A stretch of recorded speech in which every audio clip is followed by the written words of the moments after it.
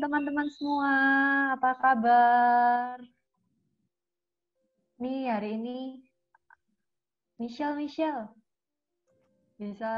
Om. Halo, Halo. Cek. Halo Ya, teman-teman semua. teman-teman Halo. sehat semua ya teman-teman. Halo. Kita meskipun di rumah tapi tetap kita sehat semua dan bahagia. Nah, hari ini nih kita mau bahas tentang apa sih, Shell? Temanya di Jadi ibadah hari tema ini. kita hari ini tuh eh tentang hari ini tuh berubah siapa takut. Nah, teman-teman mungkin dalam masa pandemi ini kita banyak banget ya hal-hal yang berubah. Kayak mungkin biasanya sekolah ketemu teman-teman, sekarang dalam kamar, lihat laptop. Nah, mungkin ini aku mau tanya ke teman-teman yang ada di sini ini. Ada siapa nih ya? Ada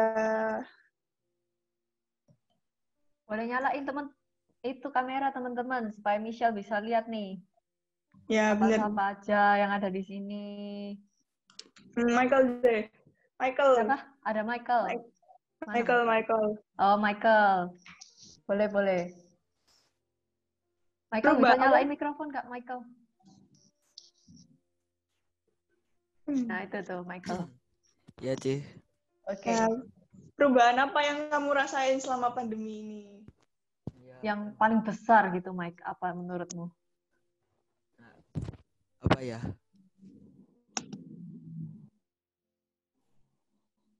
Ya di rumah bosen. Di sekolah kan biasa kan ramai, sekarang kalau di rumah bosen. Gitu ya? Masih kontak-kontak sama teman-teman atau malah jarang kontak kalau kayak gini? Kalau kontak sih ya kita deket sih, kan sering saya ajak main. Tapi ya nggak semua lah. Oh, gitu ya. Tambah sedikit lah ya yang masih sering kontak. Oke. Mungkin kita tanya dari yang cewek nih. Shell. Kamu boleh pilih deh siapa mau tanya siapa. Siapa ya? Marcella Leon. Bacanya gimana? Marcella. Halo Marcella. Iya, Kak. Halo. Halo. Karena Marcella, kalau menurut kamu selama pandemi ini apa sih yang paling berubah gitu? Kalau untuk yang paling berubah ya, misalnya kalau untuk dalam dunia kampus kan setiap hari itu ke kampus. Nah, setelah pandemi ini hanya di kos aja. Itu sih yang berubah. Kemudian lebih ke kayak punya banyak waktu buat diri sendiri untuk mungkin kayak mana, maksudnya punya me time sendiri. Oh gitu, oke. Positif berarti ya itu, atau negatif? Nggak bisa. Ada yang positif, ada yang negatif juga. Jadi gitu. Perubahannya dari benar-benar sih monoton, nggak bisa ngapa-ngapain. Iya, betul. Senengan kalau ke kampus atau enggak nih berarti? Senang ke kampus sih. Oke. Berarti masih kangen balik ya ke kampus. Iya. Oke. Kita mau tanya satu orang lagi mungkin, Shell. Siapa? Widya. Ya, boleh Widya. Widya. Apa, Wid? Apa yang jadi pergumulanmu, Wid? Itu sih sekolah mungkin sekolah juga. Sekolah. Kok gelap ya? Iya, Wid, gelap, Wid. Sorry, kamera laptopku kentang. Lebih senang masuk sekolah atau kayak gini, Wid? Ada itu sih, ada suka gak suka. Kalau masuk sekolah ya suka ketemu teman-teman. Kalau di sini kan lebih enak, maksudnya lebih banyak waktu juga buat keluarga, tapi yang nggak enaknya nggak bisa ketemu teman-teman sama tambah banyak. Oke. Sangat mempengaruhi ya berarti pandemik ini. Kalau kamu, Shell? Kalau kamu sendiri gimana, Shell? Kalau aku ya kurang lebih sama sih dengan dia. Kayak ya jadinya kan belajarin di rumah terus, bosan, tugasnya tambah banyak. Tambah banyak ya, semua mengeluhkan hal yang sama. Oke deh. Sekarang kita mau nyapa pembicara kita hari ini, Kak Leo. Silakan Halo. Kak Leo. Halo Kak Leo. Nah, oke Kak Leo, sebelum kita masuk ke firman, boleh Kak Leo pimpin dulu dalam doa. Ya, mari teman-teman kita berdoa sebelum kita memulai pertemuan kita hari ini. Kami mengucap syukur Tuhan untuk kesempatan satu hari lagi Engkau berikan kepada kami dari rumah kami masing-masing untuk bersekutu bersama meskipun kami terbatas jarak sehingga kami harus bertemu melalui fasilitas internet Zoom ini. Mampukan kami Tuhan, biar Engkau yang memberikan fokus kepada kami, memberikan hikmat kepada kami sehingga kami boleh mengerti, kami boleh melakukan apa yang kami pelajari dan apa yang kami cerna hari. Berbicaralah Tuhan, kami siap untuk bersekutu dan mempelajari apa yang Engkau ingin sampaikan kepada kami. Demi Kristus Yesus kami sudah berdoa. Amin.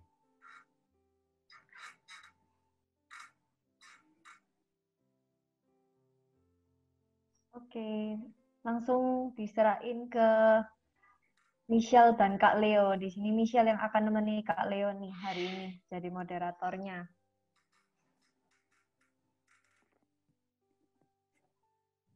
Oke, mungkin kalian boleh mulai duluan ya. Gimana? Oke. Ya, teman-teman. Saya share screen langsung aja ya kalau gitu ya. Ya, boleh Kak. Sebentar.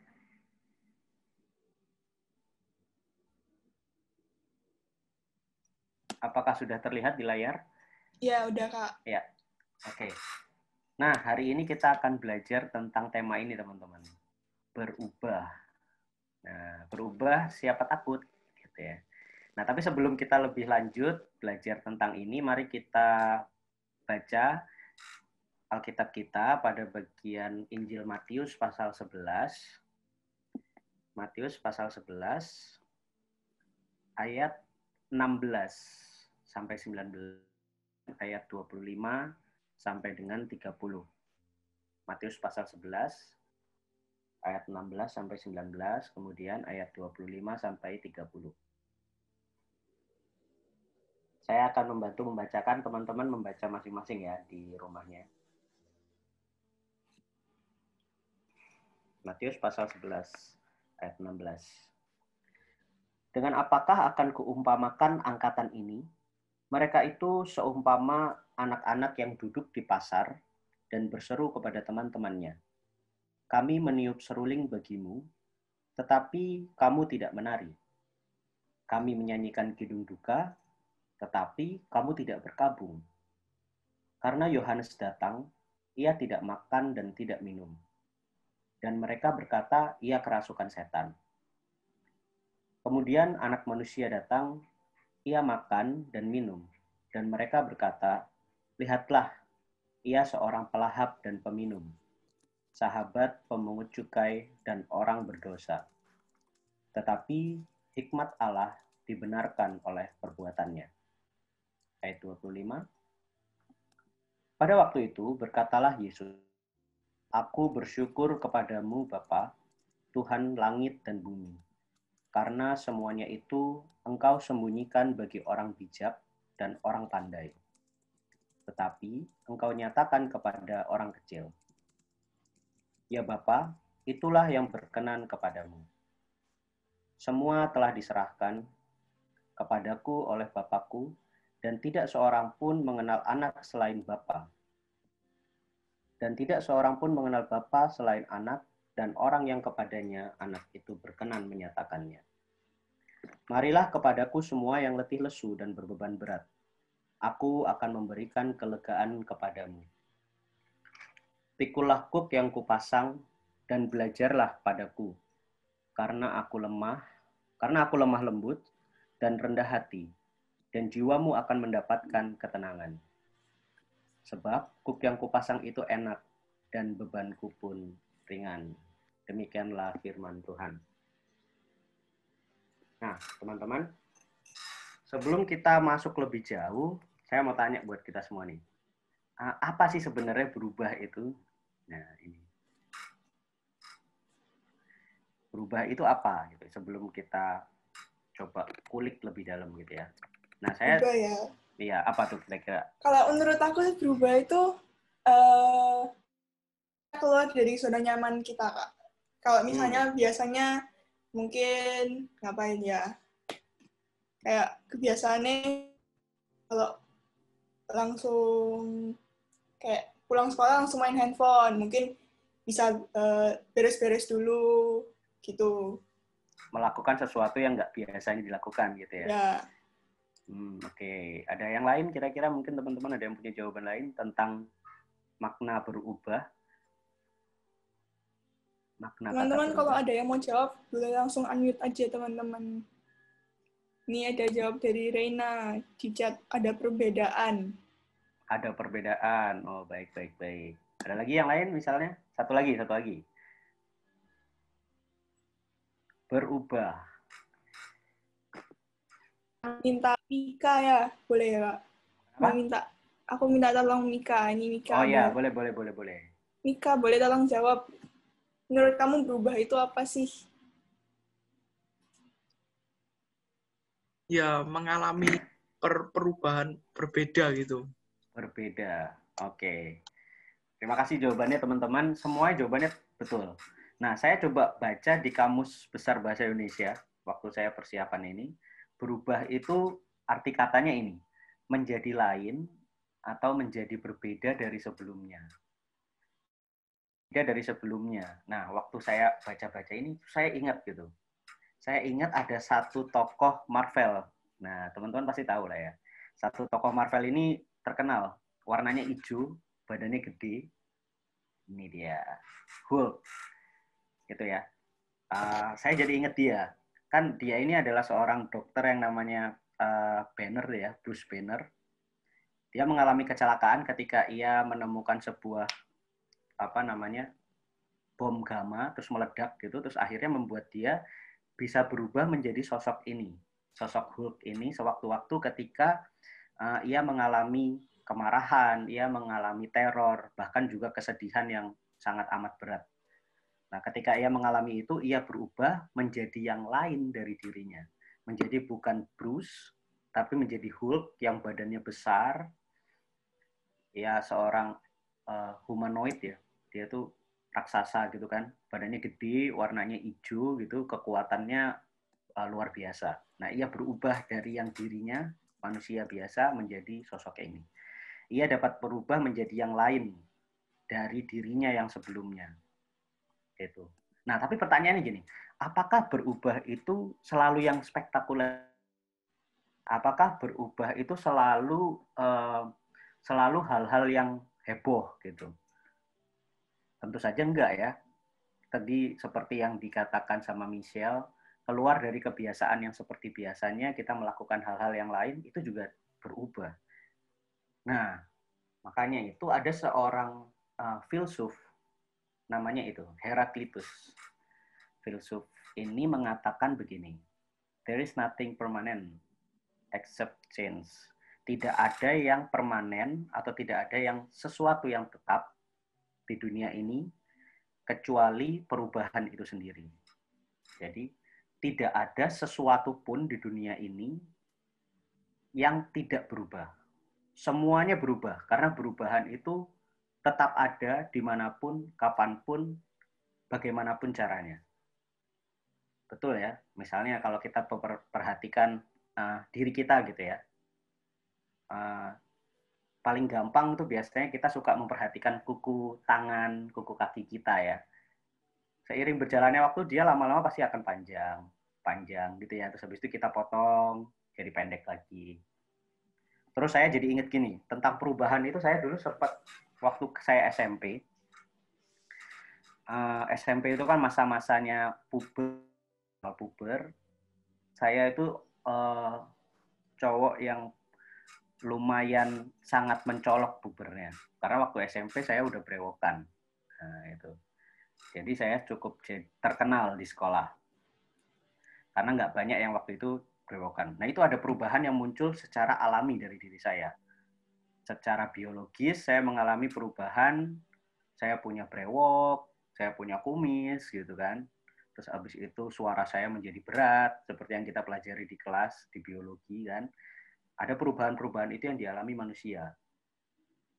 Dan itu akan terus berubah. Yang perempuan juga begitu. Ada perubahan-perubahan secara fisik yang kita alami. Begitu ya. Tapi bukan hanya manusia aja ternyata yang mengalami perubahan. Saya jadi ingat ini kebiasaan mama saya di rumah. Jadi mama saya itu punya tanaman cukup banyak di depan rumah. Tiap hari, tiap pagi dan tiap sore itu selalu dia mampir gitu ke tanaman-tanaman kesayangannya ini. Nah, satu ketika saya menemani mama saya di depan gitu, melihat satu tanaman yang mulai dari dahannya itu muncul yang masih apa istilahnya belum mekar gitu ya, masih melungker gitu. Nah, terus abis itu wah senang banget sama saya. Wih, udah mulai tumbuh nih bunganya, daunnya satu lagi karena tanaman ini tidak berbunga tapi berdaun aja gitu ya. Wah senangnya minta ampun. Terus kemudian besoknya, kalau nggak salah besoknya hampir mendekati malam gitu, daun yang tadinya masih menutup itu sudah membuka. Oh ternyata ada perubahan juga yang dialami oleh tanaman gitu ya. Secara biologis tanaman pun mengalami itu. Jadi semuanya, entah itu tanaman, entah itu manusia, semua secara biologis di dalam dirinya sendiri, secara alamiah mengalami perubahan.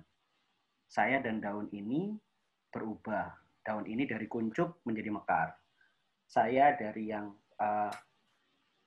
yang polos wajahnya, kemudian mulai tumbuh rambut-rambut halus di wajah saya karena ada perubahan, karena hormon dan karena gejala-gejala biologis yang terjadi di diri saya. Nah, tapi perubahan ini juga tidak hanya dialami oleh benda-benda hidup seperti tanaman, manusia, hewan. Benda mati pun mengalami itu. Itu ya. Saya tuh sempat tapi ini nih, kalau benda mati kan dia tidak mengalami perubahan dari dalamnya sendiri. Itu bedanya. Kalau dari hidup dan tanaman, dia mengalami perubahan karena memang ada proses-proses biologis di dalam dirinya. Nah, tapi yang berikutnya, perubahan yang bisa terjadi karena faktor yang dari luar, atau faktor eksternal. Saya ingat tuh beberapa waktu yang lalu, saya pernah mendaki sebuah gunung di Purwakarta, Jawa Barat. Namanya tuh Gunung Bongkok. Nah, di gunung itu tuh sebenarnya nggak tinggi banget. Dia cuma 900 sekian meter gitu di atas permukaan laut. Sangat pendek. Nah, tapi yang menarik adalah ternyata gunung ini itu terdiri dari bukan cuma tanah yang padat gitu, tapi ini batu-batu yang ukurannya wah gede-gede banget. Ukurannya sangat besar. Makanya orang-orang di daerah itu menamakan gunung ini bongkok karena kita harus membungkuk ketika naik gitu karena elevasinya cukup wah 100 derajat mungkin ya dan itu batu-batu besar gitu. Nah, batu-batu besar ini dia mengalami perubahan. Jadi awal ya seperti yang kita pelajari batu itu kan bisa berubah bentuk karena terkena air hujan, terkena macam-macam di luarnya sehingga dia terpotong, terkikis begitu ya. Nah, kami di gunung itu ke atas lewat batu-batu yang sudah terkikis menjadi tidak lagi bongkahan besar, tapi jadi kayak terbelah menjadi dua, sehingga kami bisa lewat di tengah-tengahnya, kayak gitu. Nah, jadi ternyata perubahan-perubahan itu juga terjadi kepada benda apapun itu, kepada siapapun, terhadap siapapun, oleh karena apapun. Entah itu dari dalam, secara alami, atau dari luar, oleh karena pengaruh dari luar. Nah, karena ini teman-teman remaja dan pemuda, saya ingat masa-masa saya remaja dulu. 2007 saya ingat saya itu. Saya masih SMA waktu itu. Saya sekolah di salah satu SMA swasta di daerah Surabaya Barat. Saya itu tidak masuk dari awal seperti teman-teman yang lainnya. Tapi saya masuk di pertengahan semester karena saya pindahan waktu itu. Saya pindahan dari satu kota. Terus saya masuk ke situ, kemudian saya cukup kaget melihat teman-teman saya di sekolah itu. Jadi sekolah saya dulu negeri ya. Terus saya masuk ke sekolah swasta ini, saya lihat, kok pakaiannya beda ya? Gitu. Maksudnya gini, teman-teman itu jarang ada yang masukin baju putih abu-abunya ke dalam celana atau rok mereka. Mereka sering mengeluarkan pakaiannya. Kalau saya dulu di sekolah negeri saya, kalau udah kelihatan keluar pasti dimarahin. ini enggak, mereka mengeluarkan pakaiannya dan santai gitu ya. Terus kemudian cowok-cowoknya, yang menarik adalah kebanyakan dari mereka yang cowok-cowok itu menggunakan kalung, dan kemudian di kancing bagian atasnya itu dibuka 2 atau sampai 3 begitu. Nah ini yang menarik.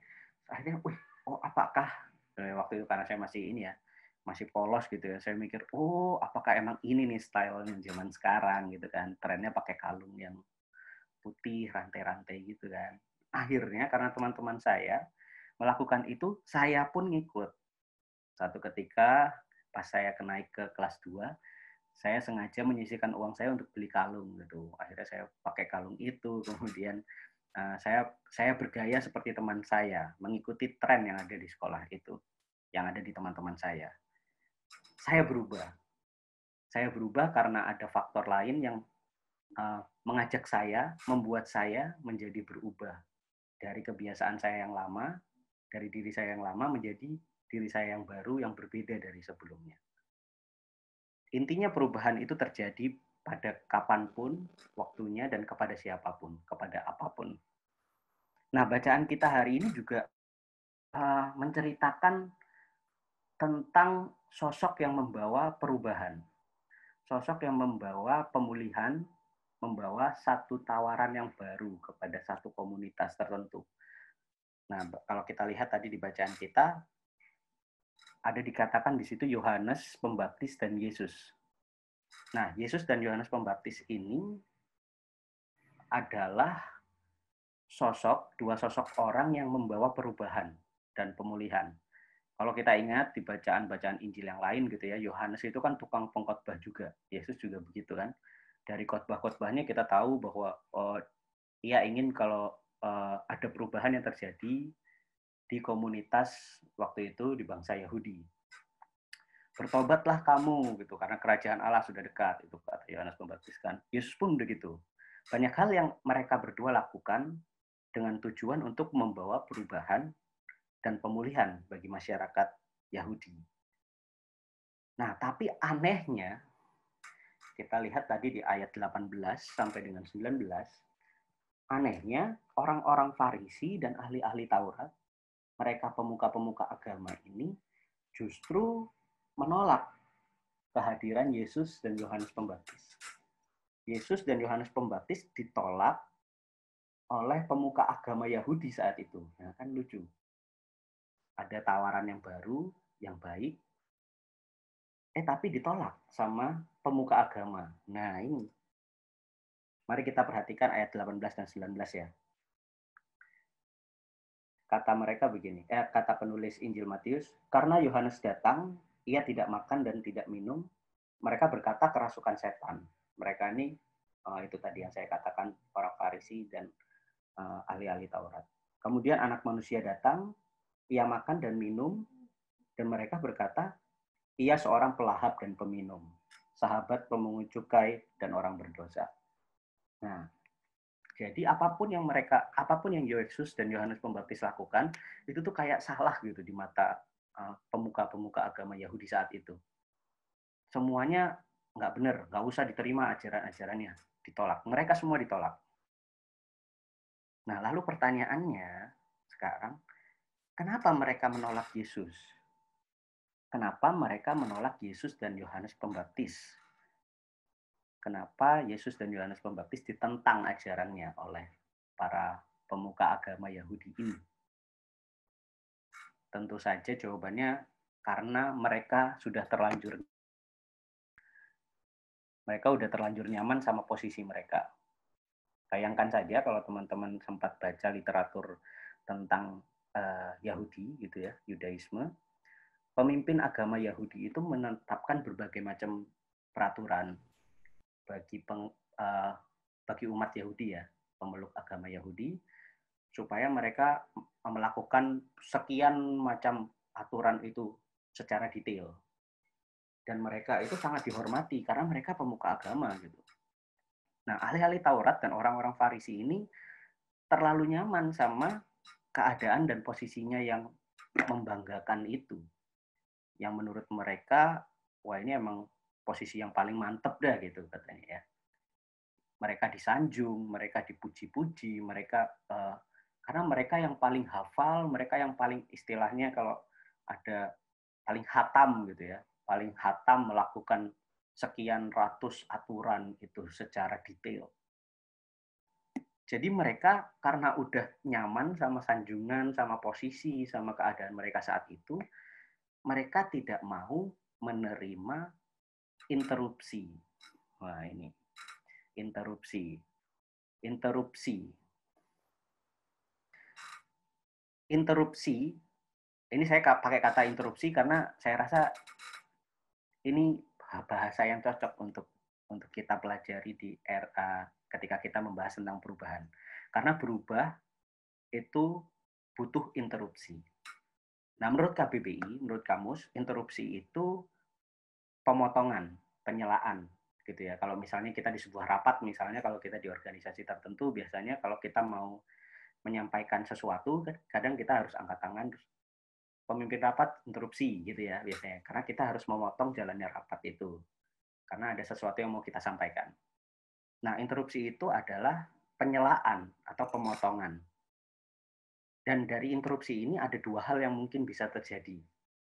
Yang pertama, ini, interupsi mencegah terjadinya sesuatu yang sudah direncanakan sebelumnya. Contoh, misal begini. Saya punya rencana, misalnya saya mau datang, saya mau pergi, maksud saya, dari rumah ke satu tempat, gitu ya. Saya udah mempersiapkan semuanya dengan detail gitu, barang-barang apa saja yang saya bawa, jam berapa saya harus berangkat, sehingga saya bisa mengukur waktunya. Oh ya, kira-kira 20 menit saya nyampe gitu ya. Jadi jam 11 gitu ya, saya berangkat jam setengah 11. Saya punya waktu kira-kira 10 menit sebelum jam 11, saya sudah tiba di situ, kira-kira gitu. Nah, tapi begitu mau berangkat nih misalnya, pas saya udah mulai naik motor gitu, mau nyetater motor, mama saya manggil saya, menginterupsi. Leo tolong, nanti sebelum nyampe ke situ, tolong beliin ini ya, gitu misalnya. Tolong nih mama nitip ini nih. Nah, akhirnya rencana saya gagal dong. Maksud bukan gagal yang akhirnya tidak dijalani, tapi maksud saya perhitungan saya yang sedemikian detail akhirnya harus berubah.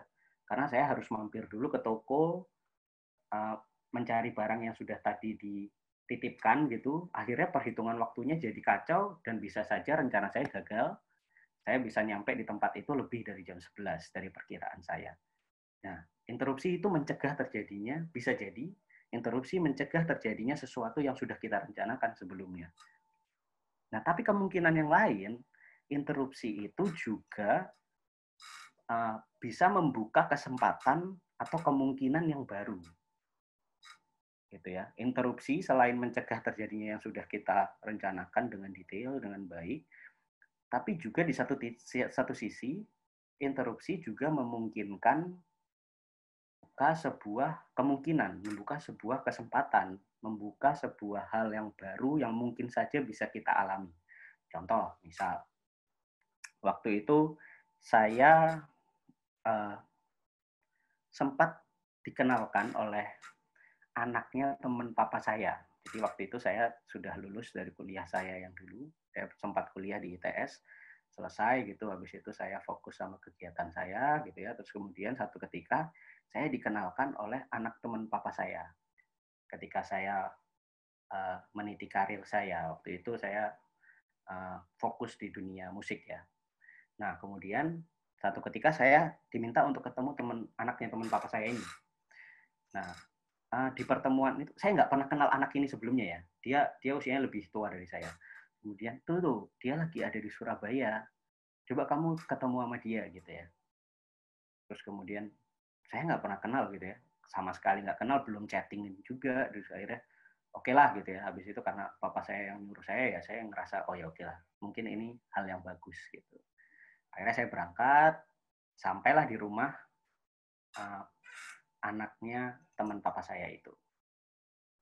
Kayak saya kenalan, singkat cerita ternyata pertemuan ini buat saya punya pola pikir yang baru sehingga singkat cerita membuat saya memutuskan untuk sekolah teologi di kemudian hari. Nah, ternyata interupsi-interupsi ini juga membawa kemungkinan yang baru yang saya nggak pernah terfikirkan waktu itu ya, kemungkinan itu.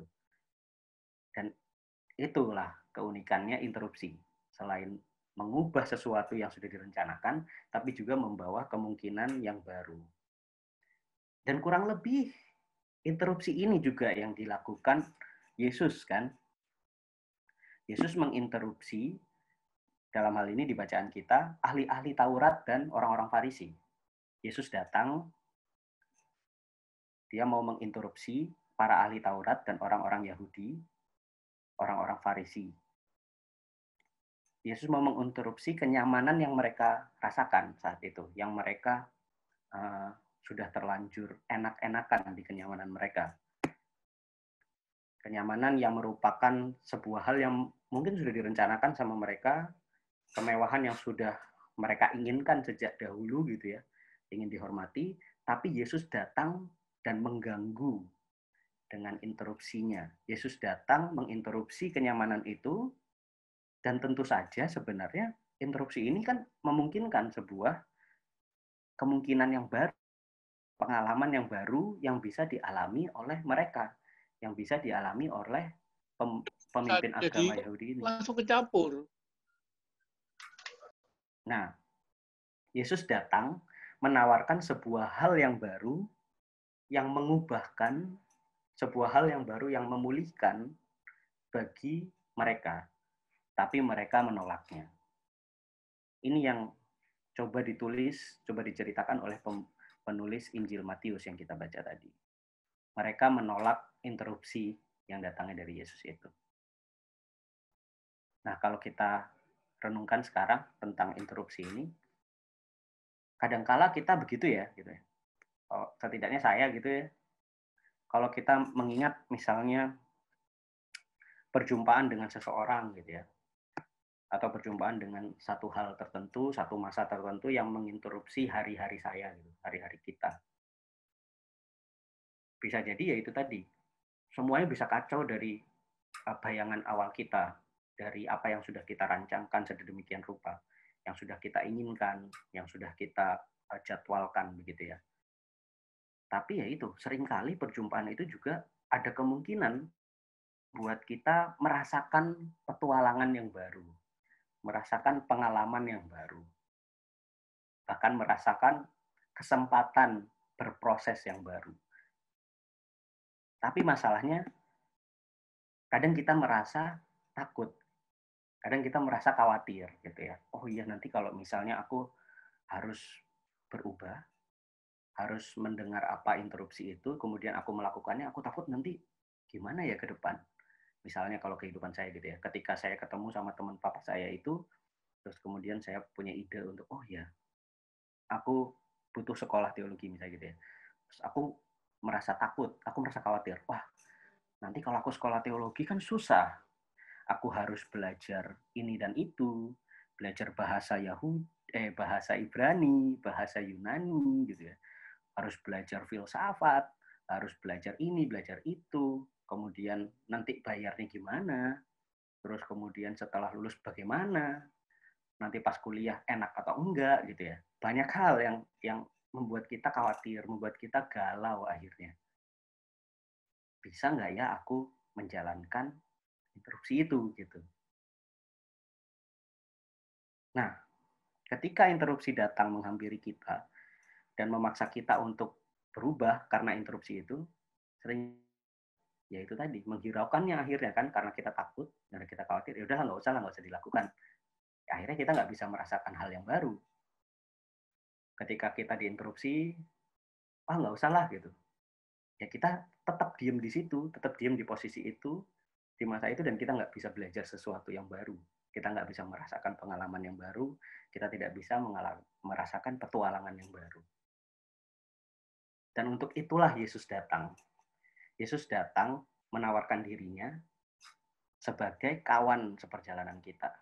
Mari kita perhatikan ayat 28. Matius 11 ayat 28, teman-teman.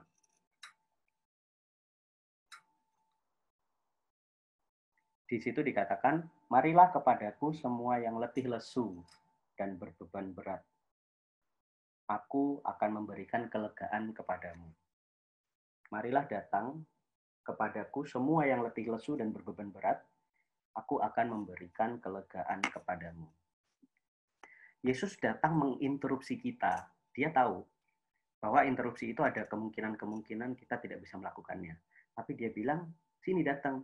Meskipun kamu merasa itu tidak mungkin, merasa takut, merasa khawatir, tidak dapat melakukannya, Yesus menawarkan dirinya menjadi teman kita, menjadi kawan kita, kehidupan kita, dengan berbagai macam kemungkinan yang kita nggak pernah tahu ya, nanti kemungkinan di depan itu bagaimana. Entah sulit, atau mulus-mulus aja, atau bagaimana kita nggak pernah tahu. Tapi Yesus meminta kita untuk datang kepadanya karena dia menawarkan dirinya menjadi seorang kawan yang sejati. Dan dia memampukan kita untuk bisa melakukan berbagai macam hal yang sudah diinterupsikan itu dengan kemungkinan-kemungkinan yang macam-macam. Makanya dia berkata, mari berjalan bersamaku supaya kamu dapat melakukan segala sesuatu yang berat itu. Makanya Yesus bilang di ayat 29, pikulah kuk yang kupasang dan belajarlah padaku. Karena Yesus sebagai kawan, dia datang menginterupsi kehidupan kita, terus kemudian dia mau berjalan dengan kita. Yesus mau berjalan bersama dengan kita, sehingga di tengah perjalanan itu kita yang merasa berat, kita merasa tertatih gitu ya, tapi Tuhan memberikan kemampuan sehingga kita dimampukan masih tetap berjalan, tidak sendirian bersama sang kawan ini, si Yesus, bersama Yesus, sehingga kita dimampukan berjalan menghadapi segala macam tantangan, menghadapi segala macam yang kita nggak pernah tahu, meskipun kita kesulitan dalam perjalanan, meskipun kita tertatih, terolah-olah gitu ya. Nah, tapi kalau Yesus bilang di situ, aku akan memberikan kelegaan. Apakah berarti kalau bersama Yesus itu akan selalu lega? Mungkin susah di awal aja gitu ya, habis itu lega, kayak jalan tol, nggak ada polisi tidurnya, nggak ada batu ground jalan gitu ya, jalannya halus gitu ya. Oh ya, tentu enggak. Kelegaan yang Yesus maksud itu bukan berarti ya udah kamu sama aku tenang, nggak akan ada masalah, kayak pegadaian gitu ya, mengurus segala sesuatu tanpa masalah gitu. Oh, bukan begitu. Tapi Yesus bilang di ayat 29 tadi,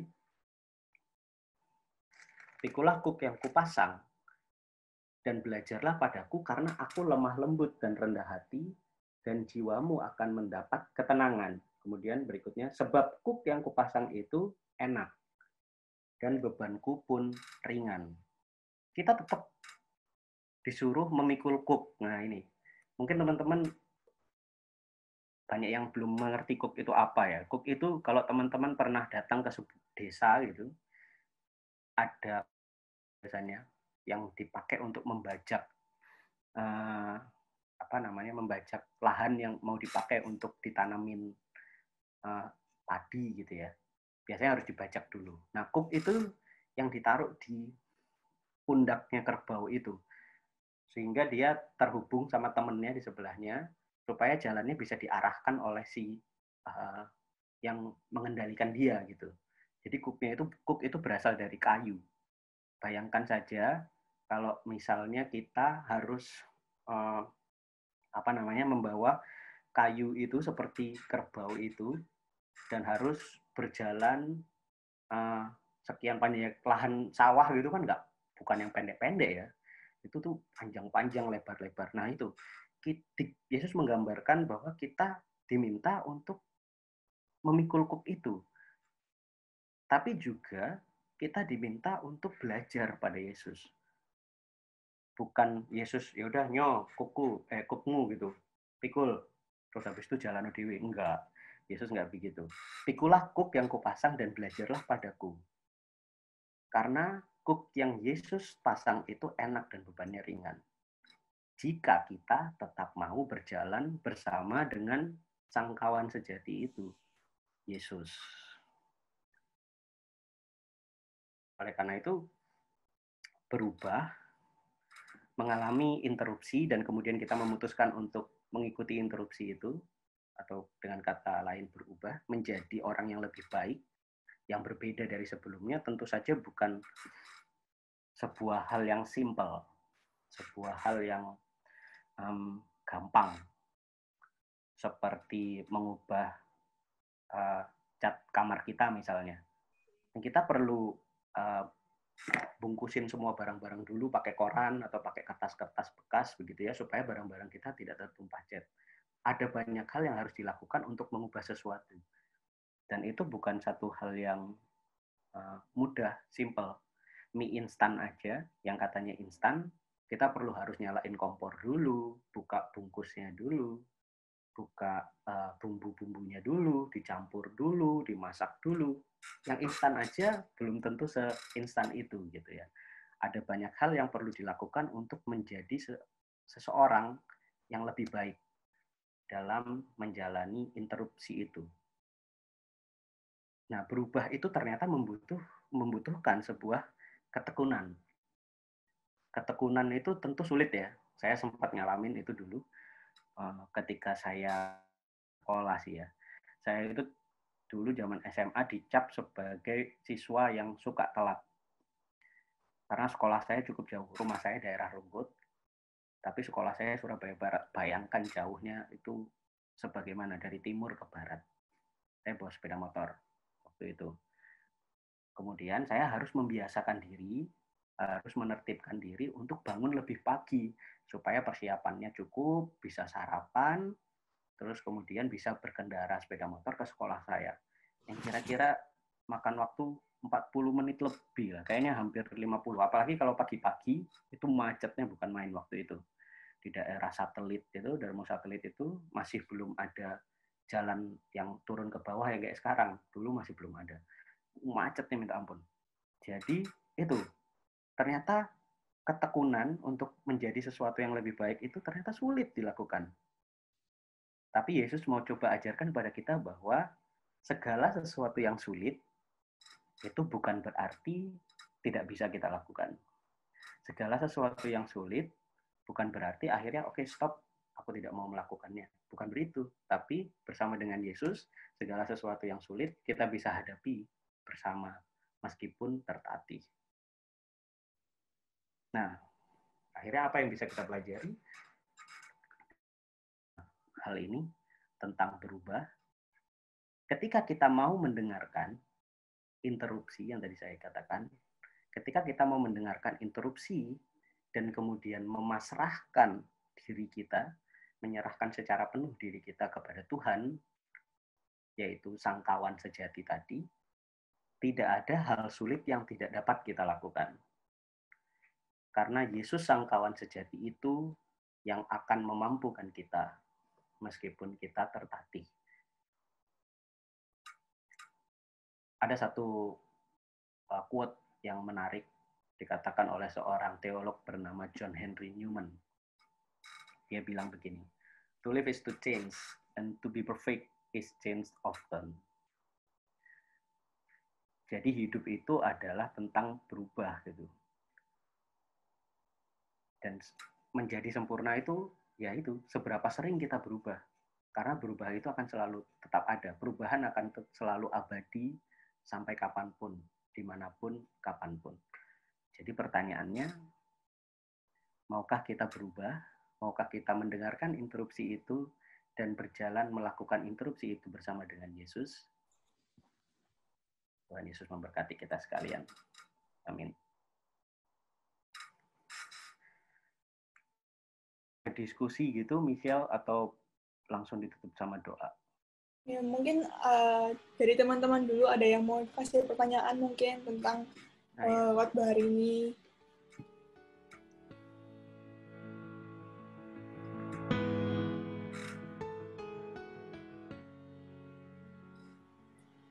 Kalau nggak ada, mungkin kita boleh tutup dalam doa ya, Kak? Iya. Mari teman-teman kita berdoa. Tuhan, kami bersyukur untuk hari ini.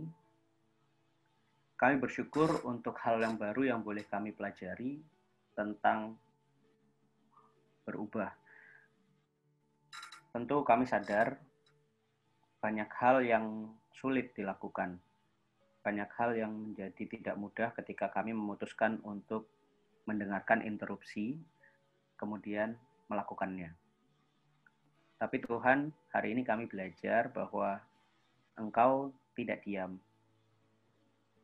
Engkau menyediakan diri sebagai kawan, sebagai teman yang mau menemani kami di dalam perjalanan kehidupan kami ketika kami harus memutuskan untuk melakukan interupsi itu, melakukan perubahan meskipun itu sulit.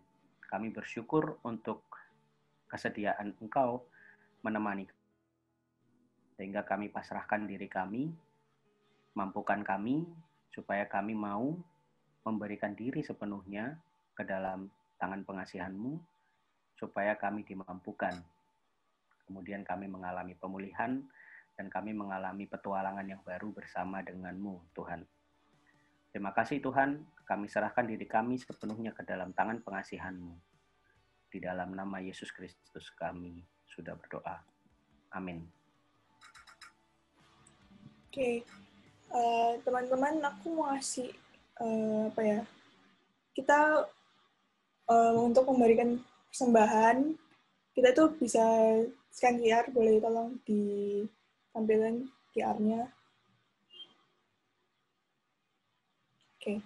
Nah, untuk sebagai ucapan syukur kita bisa memberikan persembahan. Nah, persembahannya itu bisa ditransfer ke rekening Bank DKI Manyar, atau bisa juga scan QR yang udah ada di layar teman-teman semuanya. Sambil menunggu teman-teman mungkin yang mau masih bahan, ini sebentar lagi kita kan akan doa syafaat nih, nanti dipimpin oleh Kak Leo. Nanti teman-teman kalau ada yang mau didoakan secara khusus tentang apa pokok-pokok doanya, boleh ditulis teman-teman di kolom chat. Terus kita juga mau berdoa buat teman kita yang berulang tahun di minggu ini. Doanya hadir sih hari ini. Ada Widya sama Jasmine. Widya sama Jasmine nih. Wah, selamat ulang tahun. Nah ini happy birthday Widya dan Jasmine. Happy birthday, Kak. Umur berapa tahun ini? Widya umur berapa? 17, C. 17. Kalau Jasmine? 18, C. 18, oke. Ya, happy birthday buat teman-teman. Semoga semakin bertambah usia, semakin diberi hikmat ya. Semakin semua cita-citanya boleh terkabul. Amin. Nanti kita mau doain juga ya Kak Leo buat dua teman kita ini. Widya sama Jasmine. Ada pokok doa lainnya? Nah ini masih menunggu nih. Teman-teman yang mau tulis, boleh teman-teman. Nanti biar aku catat sekalian. Ya boleh.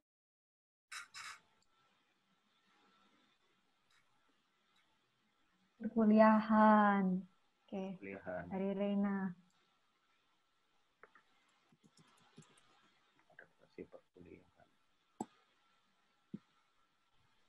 Ini berarti baru masuk kuliah ya Reina ya? Reina? Enggak, Kak. Jadi dalam perkuliahan itu kita semuanya itu dirombak kurikulumnya sampai dosen PA juga. Sedangkan dosen PA kita itu jadi kayak di-switch gitu loh. Oke. Gitu.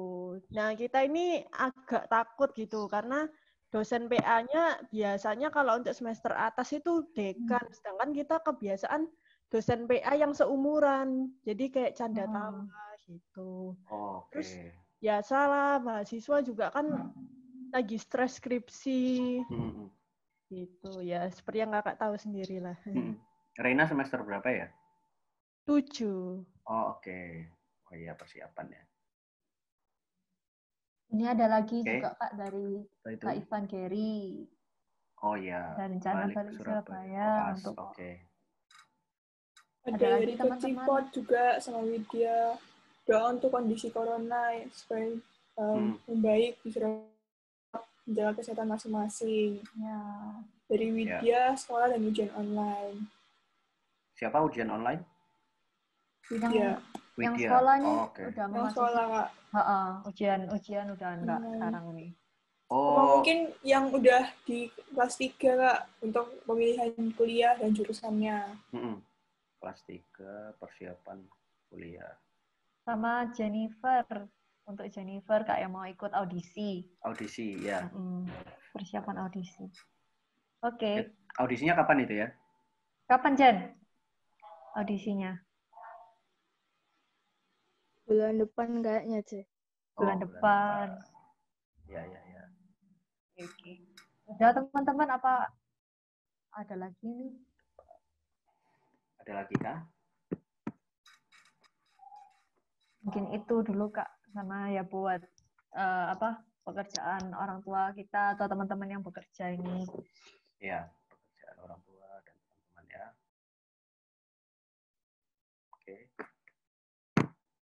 Oke, boleh dimulai, Kak.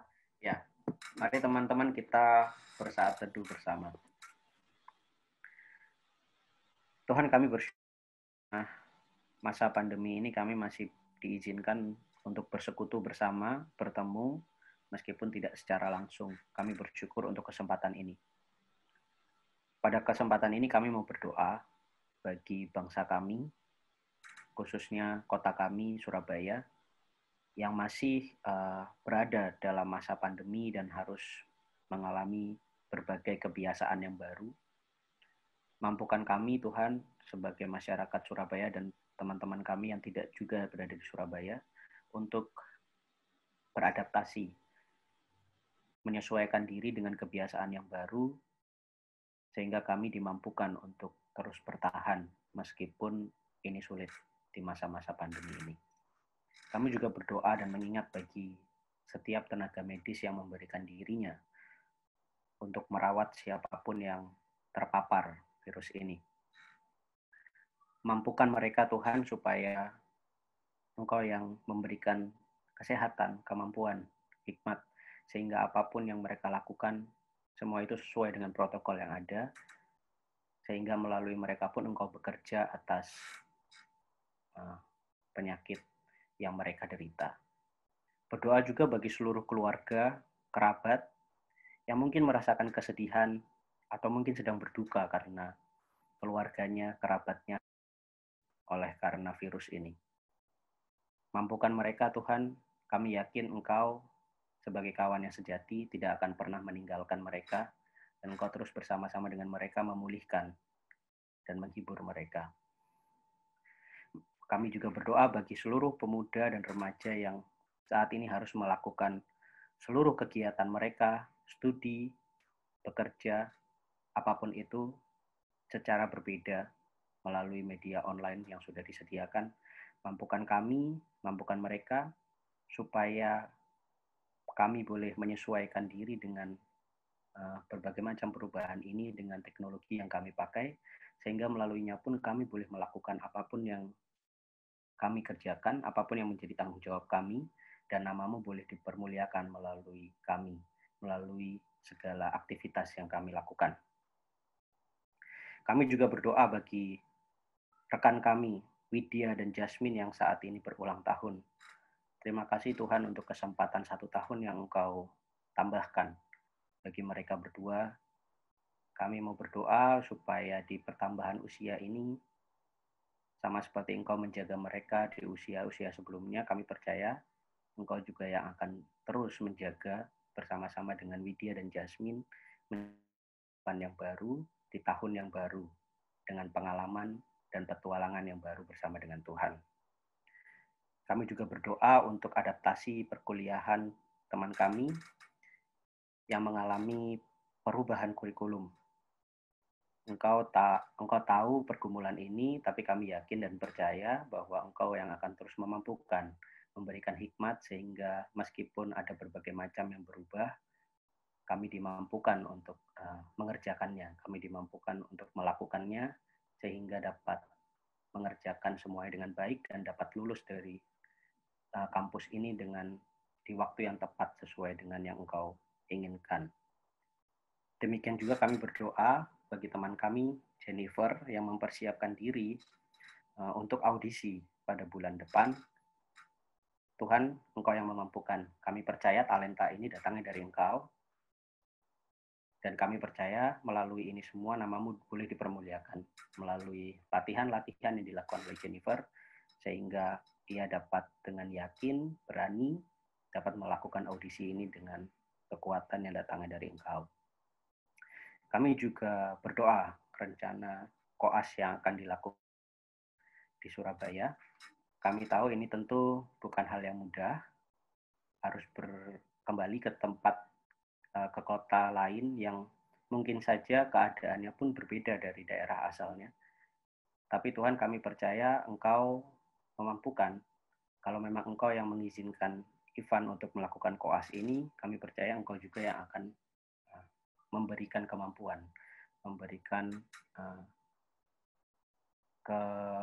kemampuan kepada Ivan sehingga ia dapat melakukannya sesuai dengan protokol yang ada, sehingga namamu boleh dipermuliakan melalui segala aktivitas, demikian juga koas yang akan dilakukannya di sini, di Surabaya. Kami juga berdoa bagi ujian yang kami lakukan pada masa ini sebagai murid-murid SMA atau bahkan SMP juga. Tuhan mampukan kami sehingga kami boleh mempersiapkan diri dengan baik meskipun ujian ini terasa berbeda dari sebelumnya karena kami harus mengerjakannya secara online. Tapi kami serahkan diri kami masing-masing, teman-teman kami khususnya, supaya melalui media-media yang ada mereka dapat menyiapkan semuanya dengan baik sehingga ujian ini dapat dilaksanakan seturut dengan kehendak-Mu Tuhan. Tidak lupa juga kami berdoa untuk teman-teman kami yang pada masa ini sedang mempersiapkan diri memilih jurusan mereka di universitas atau di kampus-kampus yang mereka inginkan. Tuhan mampukan mereka.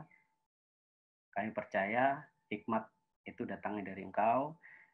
Jadi kami serahkan teman-teman kami sehingga mereka dapat mempersiapkan diri dengan baik dan dapat mengerjakan apapun yang harus mereka kerjakan sebagai tes masuk di kampus pilihannya, dan melaluinya juga, melalui hasilnya namamu boleh dipermuliakan melalui studi mereka. Pada akhirnya kami juga berdoa bagi pekerjaan dan kehidupan orang tua kami yang mungkin terasa lebih berat dari masa-masa sebelum pandemi. Kami menyerahkan pergumulan yang dialami oleh orang tua kami semua ke dalam tangan-Mu Tuhan. Sehingga Engkau pun memberikan kelegaan, memberikan kebaikan juga bagi mereka, sehingga mereka dapat menjalani kehidupan pekerjaan mereka, kehidupannya sesuai dengan apa yang Engkau inginkan. Sehingga namamu yang boleh dipermuliakan melalui apapun yang mereka lakukan di dunia pekerjaannya. Kami mau alaskan semua permohonan kami ke dalam tangan pengasihan-Mu Yesus yang telah mengajar kami berdoa. Bapa kami yang di surga, dikuduskanlah namamu. Datanglah kerajaan-Mu, jadilah kehendak-Mu di bumi seperti di surga. Berikanlah kami pada hari ini makanan kami yang secukupnya.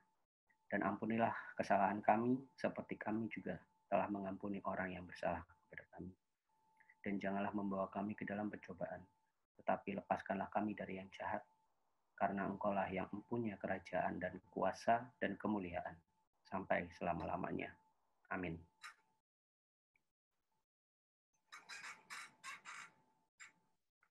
Oke, terima kasih Kak Leo. Terima kasih teman-teman. Nah, ini ada beberapa pengumuman nih teman-teman yang akan disampaikan sama Michelle sebelum kita tutup. Oke, teman-teman, kita ada ibadah pemuda remaja kayak begini tiap minggu setiap jam 9:30 ya, Jajan. Jangan terlambat teman-teman, 9:30 kita mulai. Ya, sama kita juga ada doa bersama, Together in Prayer. Tiap hari Sabtu jam 7 malam. Yang besok ini spesial teman-teman, kita bakal bahas satu tema nih tentang time management. Wah, keren. Kan banyak yang butuh kan kalau di saat-saat pandemik ini kan yang dulunya kita kayak waktunya tuh ditentuin sama jam sekolah atau jam kuliah, tapi sekarang ini benar-benar kita harus bisa mandiri gitu kan ya, manage waktu. Nanti Sabtu besok kita bakal belajar teman-teman tentang bagaimana sih caranya kita tuh harusnya time management gitu.